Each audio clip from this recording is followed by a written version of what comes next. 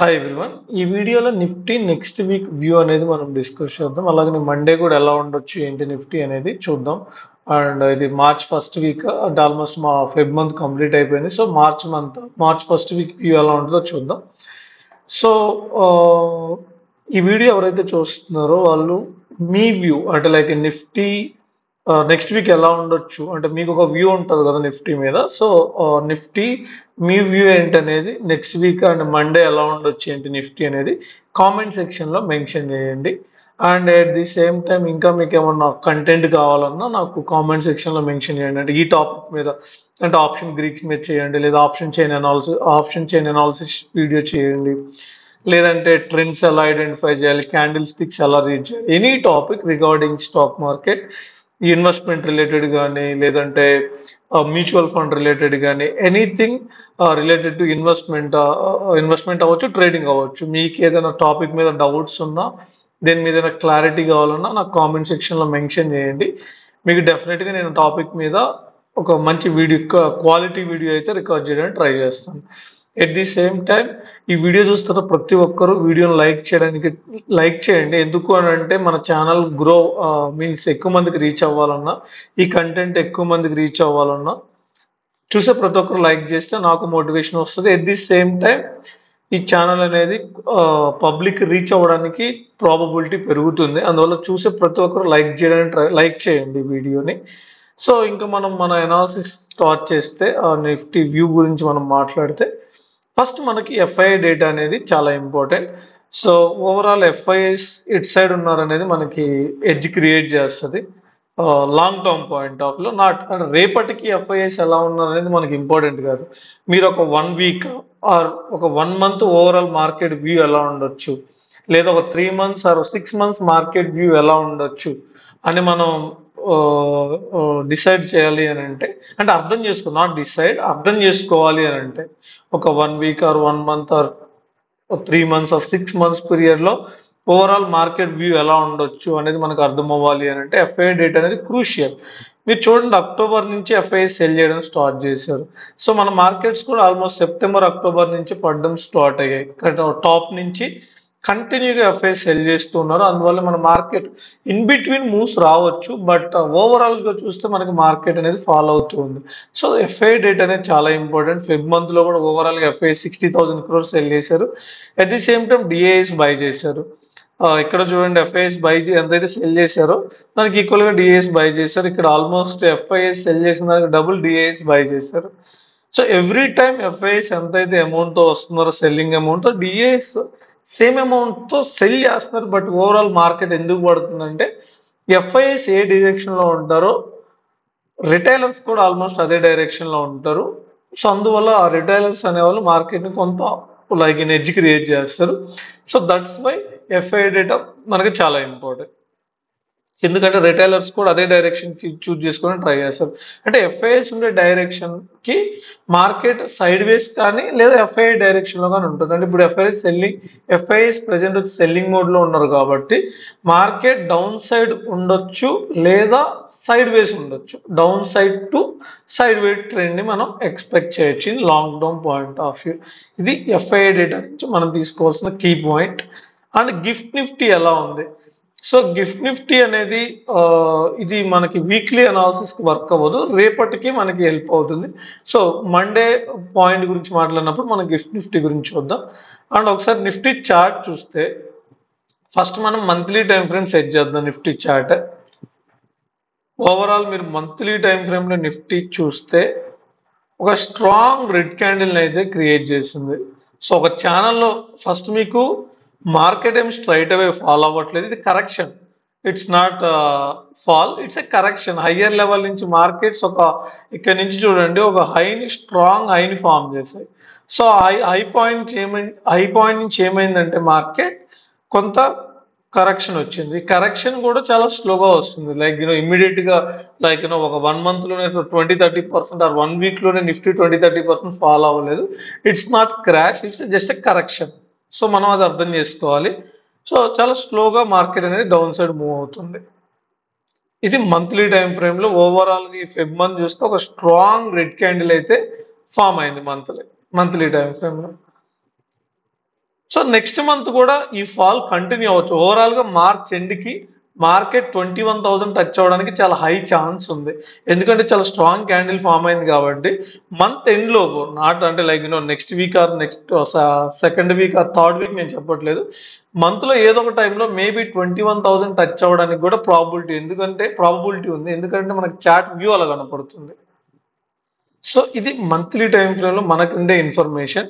ఆ తర్వాత weekly time frame చూడండి. వీక్లీ టైం ఫ్రేమ్లో ఒక స్ట్రాంగ్ రెడ్ క్యాండిల్ అయితే ఫామ్ అయింది అండ్ 21,800 అండ్ ఆ తర్వాత 21,000 నియర్ 21,000 అనేది నెక్స్ట్ మేజర్ లెవెల్స్గా మనకు కనపడుతుంది. ఈవెన్ మంత్లీ టైం ఫ్రేమ్లో మీరు చూసినా సో మనకి ఇక్కడ మెనీ సపోర్ట్ జోన్స్ ఉన్నాయి. 21,800 దగ్గర మార్కెట్ మల్టిపుల్ టైమ్స్ సపోర్ట్ తీసుకుంది ఆ జోన్లో.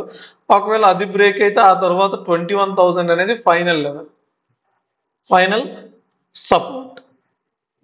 సో నేను వీక్లీలోకి షిఫ్ట్ చేశాను.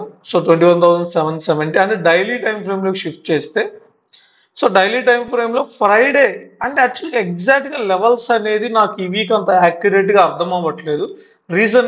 రీజన్ ఏంటంటే ఫ్రైడే మూమెంటం వల్ల ఫ్రైడే మార్కెట్ హెవీగా మూవ్ అయింది. సో చాలా హెవీగా మూవ్ అయింది ఫ్రైడే. దానివల్ల ఏమైందంటే ఎగ్జాక్ట్గా మార్కెట్ వచ్చి 22,000 దగ్గర స్టాప్ అయింది. సో ఇక్కడ 2 పాసిబిలిటీస్ ఉన్నాయి. ఒకటి, అగ్రెసివ్గా మార్కెట్ 21,800 వరకు రీచ్ అవ్వచ్చు, అది కూడా బ్రేక్ అయ్యి 21,000 వరకు రీచ్ అవ్వచ్చు. సో ఇది ప్రాబబిలిటీ 1. లేదా ఇక్కడ నుంచి మార్కెట్ స్ట్రాంగ్గా బౌన్స్ అయి 22,800 వరకు రీచ్ అవ్వచ్చు. ఎందుకు అని అంటే ఇక్కడ నుంచి మార్కెట్ స్ట్రైట్ అవే ఫాల్ అయింది. సో ఎక్కడ ఒక స్ట్రాంగ్ పుల్ బ్యాక్ అయితే రాలేదు మార్కెట్లో. మీరు ఇక్కడ చూస్తే మార్కెట్ ఈ టాప్ నుంచి కంటిన్యూగా ఫాల్ అయింది, ఎక్కడ ఒక స్ట్రాంగ్ బౌన్స్ రాలేదు. మేబీ 22,000 ఆర్ 21,800కి రీచ్ అయిన తర్వాత అక్కడి నుంచి ఒక స్ట్రాంగ్ బౌన్స్ అప్ టు 22,800 వరకు మనం ఎక్స్పెక్ట్ చేయొచ్చు. ఇది సెకండ్ ప్రాబబిలిటీ. ఒకటి, ఇప్పుడున్న ట్రెండ్ అలానే కంటిన్యూ అవ్వచ్చు, లేదా ఒక సపోర్ట్ జోన్ బిల్డ్ చేసి అక్కడి నుంచి ఒక పుల్ బ్యాక్ తీసుకోవడానికి ఛాన్స్ ఉంది.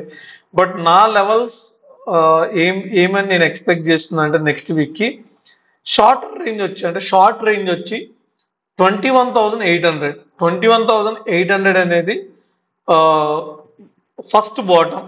ఈ లెవెల్కి రీచ్ అయితే మార్కెట్ ఇక్కడ నుంచి బౌన్స్ అవ్వడానికి స్కోప్ ఉంది. హై పాయింట్ వచ్చి 22,500. ఈ 22,500 అనేది హై పాయింట్గా నేను బిలీవ్ చేస్తాను. ఇది రేంజ్ 1 అనమాట. ఒకవేళ ఈ 22,500 బ్రేక్ అయితే నెక్స్ట్ రేంజ్ వచ్చి 22,800. సో 22,800 అనేది నెక్స్ట్ అప్ సైడ్ రెసిస్టెన్స్. 22,800 కూడా బ్రేక్ అయిందంటే 23,000 నుంచి 23,200 ఈ 200 పాయింట్స్ రేంజ్ అనేది next important resistance. So first resistance 22,500, second 22,800, third వచ్చి 23,000 నుంచి 23,200. ఈ 200 పాయింట్స్ రేంజ్ అనేది మనకి స్ట్రాంగ్ ఫైనల్ రెసిస్టెన్స్ ఈ వీక్కి. బాటమ్కి వస్తే 21,800 అనేది ఫస్ట్ బాటమ్, అంటే ఫస్ట్ సపోర్ట్గా నేను బిలీవ్ చేస్తున్నాను. ఇంకా అది బ్రేక్ అయితే మార్కెట్ మేబీ 21,000 టచ్ చేయడానికి ప్రాబిలిటీ హై ఉంది. సో ఎందుకంటే మార్కెట్స్ వీక్గా ఉన్నాయి. సో ఇవి టెక్నికల్గా మనం చూస్తే పాయింట్స్. అండ్ ఈవెంట్స్ అంటారా, పెద్ద నెక్స్ట్ వీక్ పెద్ద ఈవెంట్స్ అయితే ఏం లేవు. ఓన్లీ గురువారం రోజు European central bank monitoring policy ఉంది. సో అదొకటే ఉందండి. ఇంట్రెస్ట్ రేట్స్ వాళ్ళు డిసైడ్ చేస్తారు, అదొక న్యూసే ఉంది. బట్ మార్కెట్స్ ఎందుకు ఇంత ఫాలో అవుతున్నాయి అంటే ట్రంప్ టారిఫ్స్ అనేవి క్లారిటీ లేదు. ట్రంప్ వచ్చి రోజుకో స్టేట్మెంట్ ఇస్తున్నాడు. సో నేను టారిఫ్ వేస్తాను అని చెప్పి ఒకరోజు ఒక కంట్రీ మీద అంటాడు, ఇంకో రోజు ఇంకొక కంట్రీ మీద అంటాడు. సో ఒకసారి యూరోప్తో అంటాడు, ఇంకోసారి కెనడాతో అంటాడు, ఇంకోసారి ఇండియాతో అంటాడు. సో ఇలా ట్రంప్ వచ్చేసి రెగ్యులర్గా వచ్చి స్టేట్మెంట్స్ ఇస్తున్నాడు. దానివల్ల మార్కెట్స్ కొంచెం లైక్ సెల్లింగ్ ప్రెజర్ అయితే ఫీల్ అవుతుంది. అంటే పీపుల్ ఇన్వెస్ట్మెంట్స్ విత్డ్రా చేసుకుంటున్నారు అంతే. సో ఇది వీక్లీ వ్యూ అయితే. ఇప్పుడు మనం మండే వ్యూ చూద్దాం. సో మండే వ్యూ విషయానికి వస్తే ఫస్ట్ మనం గిఫ్ట్ నిఫ్టీ చూద్దాం. గిఫ్ట్ నిఫ్టీ ఏమైందంటే ఫ్రైడే ఈ పాయింట్ దగ్గర క్లోజ్ అయ్యామన్నమాట. ఆ తర్వాత నిఫ్టీ ఓపెన్ అయింది. తర్వాత ఇక్కడికి వచ్చి ఒక బాటమ్ ఫామ్ చేసింది. 22,000 టచ్ అయింది యాక్చువల్లీ. ఒక స్ట్రాంగ్ మార్కెట్లో ఒక స్ట్రాంగ్ బాటమ్, ఒక బిగ్ గ్రీన్ క్యాండిల్, ఒక బిగ్ స్పైక్ అయితే వచ్చింది. స్పైక్ రాగానే దాన్ని బై చేశారు బేసిక్గా. అంటే ఇక్కడ ఉన్న స్టాప్ లాస్లు అన్నింటినీ కిల్ చేసేసి మళ్ళీ పైకి మూవ్ చేశారు. ఆ తర్వాత మార్కెట్లో పెద్ద మూమెంటం ఏం లేదు. మార్కెట్ జస్ట్ హాల్ట్ అయింది. హాల్ట్ అయిన తర్వాత ఇక్కడ నుంచి ఒక అప్ సైడ్ ర్యాలీ అయితే వచ్చింది. ఇది గుడ్ ఇండికేషన్ అన్నమాట. అంటే మార్కెట్లో ఒక బౌన్స్ అయితే బాటమ్ నుంచి రావడానికి ట్రై చేసింది. సో మండే మేబీ మార్కెట్స్ ఎలా ఉండొచ్చు ఏంటి అని అంటే, నిన్న ఏదైతే బాటమ్ ఫామ్ చేసిందో మార్కెట్, సో మండేకి మన వ్యూ ఎలా క్రియేట్ చేసుకోవచ్చు అంటే 22,000ని నేను ఒక స్ట్రాంగ్ లెవెల్గా బిలీవ్ చేస్తున్నాను మండేకి. 22,000 లెవెల్. సో ఇప్పుడు పాసిబిలిటీస్ ఏంటంటే, ఫస్ట్ పాసిబిలిటీ మనకి మార్కెట్స్ ఎప్పుడు 3 వేస్ ఉంటుంది. గ్యాప్ అప్ కానీ, గ్యాప్ డౌన్ కానీ, ఫ్లాట్గా ఓపెన్ అవ్వడం కానీ. ఈవెన్ ఆ గ్యాప్ అప్, గ్యాప్ డౌన్ కూడా స్మాల్ ఉంటాయి, బిగ్ ఉంటాయి. స్మాల్ అంటే ఏంటంటే ప్రీవియస్ డే రేంజ్లోనే ఓపెన్ అవ్వడం, లేదా ప్రీవియస్ డే రేంజ్ బయట ఓపెన్ అవ్వడం. ఇప్పుడు ప్రీవియస్ డే లో ఇది, మార్కెట్ ఈ లో కింద ఓపెన్ అయింది అనుకుందాం. సో మార్కెట్ రేపు ప్రీవియస్ డే లో కింద ఓపెన్ అయితే సెల్లింగ్ చేయడం అనేది అంత బెటర్ కాదు, బెటర్ ఆప్షన్ కాదు. ఎందుకు అని అంటే ఆల్రెడీ ఈ ఫాల్ కి ప్రీమియమ్స్ 10 టైమ్స్ అయ్యాయి. పుట్ ప్రీమియమ్స్ 10 టైమ్స్ అయ్యాయి ఆల్రెడీ ఈ ఫాల్ కి. నేను సెన్సెక్స్ లో చూశాను, బట్ నిఫ్టీలో అట్లీస్ట్ ఒక 4-5 టైమ్స్ అయితే అయ్యి ఉంటాయి. అట్లీస్ట్ ఎండింగ్ లో మనకి బౌన్స్ కూడా రాలేదు మార్కెట్. సో రేపు మార్కెట్ కానీ గ్యాప్ డౌన్ కానీ ఓపెన్ అయిందంటే పుట్ ప్రీమియమ్స్ చాలా హై లెవెల్, అంటే చాలా మంచి ప్రైస్కి దొరుకుతాయి. సో మార్కెట్లో పుట్స్ని సెల్ చేయడానికి అంటే చాలా అట్రాక్టివ్ ప్రైసెస్ దొరుకుతాయి కాబట్టి, సో మార్కెట్ గ్యాప్ డౌన్ అయితే మాత్రం నేను మార్నింగ్ పుట్స్ సెల్ చేయడానికి ఇంట్రెస్ట్ చూపిస్తాను. ఇక్కడ ఏమన్నా ఒక హ్యామర్ కైండ్ ఆఫ్ క్యాండిల్ కానీ ఏదైనా ఒక ఇండికేషన్ వస్తే మాత్రం బయింగ్ ఇండికేషన్, నేను ఇక్కడ నుంచి అప్ సైడ్ అట్లీస్ట్ ఈ లెవెల్ వరకు, అంటే 22,300 వరకు అన్నా మార్కెట్ అప్ సైడ్ మూవ్ అవడానికి స్కోప్ ఉంది. సో ఇది ప్రాబబిలిటీ 1. గ్యాప్ డౌన్ ఓపెన్ అయితే సో నాకు అప్ సైడ్ వ్యూ ఉంటుంది. డౌన్ సైడ్ ఫాల్ అయితే నేను జస్ట్ వదిలేస్తాను మార్కెట్. సెకండ్ పాసిబిలిటీ, మార్కెట్ ఫ్లాట్గా ఓపెన్ అయింది. ఫ్లాట్గా ఓపెన్ అయ్యి కొంత డౌన్ సైడ్ వచ్చిందంటే మళ్ళీ ఇక్కడ నుంచి బౌన్సే నేను ఎక్స్పెక్ట్ చేస్తాను ఫ్లాట్గా ఓపెన్. అదే ఫ్లాట్గా ఓపెన్ అయ్యి మార్కెట్ ఎటు మూవ్ అవ్వకుండా, సమ్ టైమ్స్ మీకు ఏమవుతుందంటే మార్కెట్ ఫ్లాట్గా ఓపెన్ అవుతుంది, ఆ తర్వాత మార్కెట్ ఇక్కడిక్కడే ఒక 15 మినిట్స్ 20 మినిట్స్, అంటే ఈ హై పాయింట్కి ఈ లో పాయింట్కి ఒక 15 to 20 మినిట్స్ కానీ ఫైట్ చేసి ఆ తర్వాత అప్ సైడ్ బ్రేక్ ఇచ్చిందంటే నేను అప్ సైడ్ వ్యూతోనే ట్రేడ్ తీసుకుంటాను. ఓకే, 15 మినిట్స్ వెయిట్ చేస్తాను. అలా కాకుండా ఓపెన్ అవడం ఒక స్ట్రాంగ్ గ్రీన్ క్యాండిల్, ఈ కైండ్ ఆఫ్ గ్రీన్ క్యాండిల్ వచ్చింది అనుకోండి, నేను ఆపర్చునిటీ మిస్ అయిపోతాం. సో అప్పుడు నేను కొంచెం వెయిట్ చేస్తాను బేసిక్గా. సో ఏదేమైనా రేపు మార్కెట్ అనేది సపోర్ట్ జోన్ అంటే 22,100 నుంచి 22,100 నుంచి 22,000 ఈ మధ్యలో కానీ ఓపెన్ అయితే చాలా మంచి ఆపర్చునిటీ అప్ సైడ్ ట్రేడ్ తీసుకునే వాళ్ళకి. ఎందుకంటే రిస్క్ చాలా స్మాల్ ఉంటుంది. ఒకవేళ ట్రేడ్ వర్కౌట్ అయితే రివార్డ్ చాలా మంచిగా వస్తుంది. అట్లీస్ట్ 22,300 వరకైనా మార్కెట్ మూవ్ అవడానికి ఛాన్స్ ఉంది. అందువల్ల బెటర్ రిస్క్ రివార్డ్ రేషియో వస్తుంది. సో ఈ లెవెల్లో ఓపెన్ అయితే. సో అలా కాకుండా రేపు ఓపెన్ అవడమే గ్యాప్ అప్ ఓపెన్ అయింది అనుకో, అంటే ఇక్కడ క్లోజ్ అయింది కదా, రేపు మేబీ 22,300 ఈ జోన్లో కానీ ఓపెన్ అయింది అనుకో మార్కెట్, సో ఇక్కడ నుంచి అప్ సైడ్ వెళ్తే నేను ట్రేడ్ తీసుకోను. ఇక్కడ నుంచి మార్కెట్ డౌన్ సైడ్ వచ్చిందంటే ఫస్ట్ హాఫ్ నేను వదిలేస్తాను.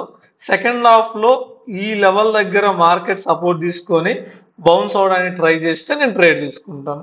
సో ఇది గ్యాప్ అప్ అయితే నా ప్లాన్ మండే. ఫ్లాట్గా ఓపెన్ అయితే ఒక kind of plan.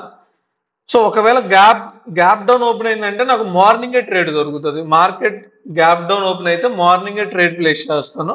Gap up open అయితే సెకండ్ హాఫ్లో ట్రేడ్ చేయడానికి ఇంట్రెస్ట్ చూపిస్తాను. అదే ఫ్లాట్గా ఓపెన్ అయితే ఎలా ట్రేడ్ అవుతుంది అనేది దాని బేస్ మీద, అంటే ఇమీడియట్గా ఫ్లాట్గా ఓపెన్ అయ్యి అప్ సైడ్ మూవ్ అయితే వదిలేస్తాను. కొంత కన్సాలిడేట్ అయ్యి అప్ సైడ్గా మూవ్ అయిందంటే మార్నింగే ట్రేడ్ తీసుకోవడానికి ఇంట్రెస్ట్ చూపిస్తాను. ఇది మండే వ్యూస్ అయితే. 22,000 చాలా ఇంపార్టెంట్ లెవెల్ అండ్ 22,100 ఈ 22,100 నుంచి 22,000 ఇది సపోర్ట్ జోన్ అండ్ రెసిస్టెన్స్ వచ్చి 23,000 22,300 అనేది రెసిస్టెన్స్ 1 ఆ తర్వాత 22,400 అనేది రెసిస్టెన్స్ 2 ఆ తర్వాత 22,500 అనేది మేజర్ ఇంపార్టెంట్ రెసిస్టెన్స్ సో ఇది మండే కంప్లీట్ వ్యూ అయితే so thank you for watching the video by by